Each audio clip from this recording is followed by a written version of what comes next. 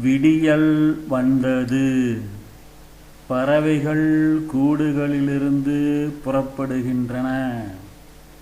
ஒலி எழுப்பியபடி பறவைக்கரசன் கருடன் மேல் வீற்றிருக்கும் திருமால் கோவிலில் வெண்சங்கு ஊதும் முழக்கம் உன் காதில் விழவில்லையா?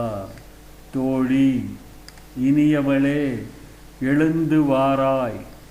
பூதகி என்பவள் நஞ்சு முளைப்பாலை கண்ணனுக்கு கொடுத்தபோது அந்த நஞ்சுடைய பாலை குடித்து அவளை சாகடித்தவன் கம்சன் ஏவலால் கண்ணன் தொட்டிலில் இருக்கையில் சக்கர வடிவில் வந்து கொல்ல முனைந்தபோது குழந்தை கண்ணன் தன்னுடைய மென்மையான காலால் உதைக்க சகடாசுரன் இறந்தான்.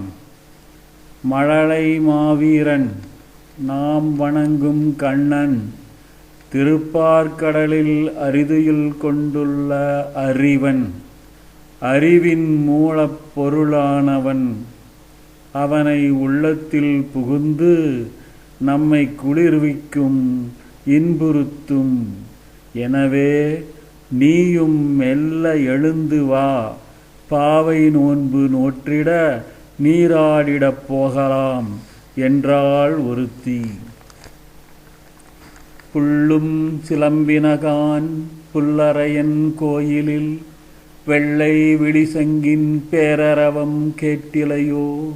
பிள்ளாய் எழுந்திராய், பேய்முளை நஞ்சுண்டு கள்ளச்சகடம் கலக்களிய காலூச்சி வெள்ளத்தரவில் துயிலமர்ந்த வித்தினை உள்ளத்து கொண்டு முனிவர்களும் யோகிகளும் மெல்ல எழுந்து அறி என்ற பேரரவம் உள்ளம் புகுந்து குளிர்ந்தேலோர் எம்பாவாய்.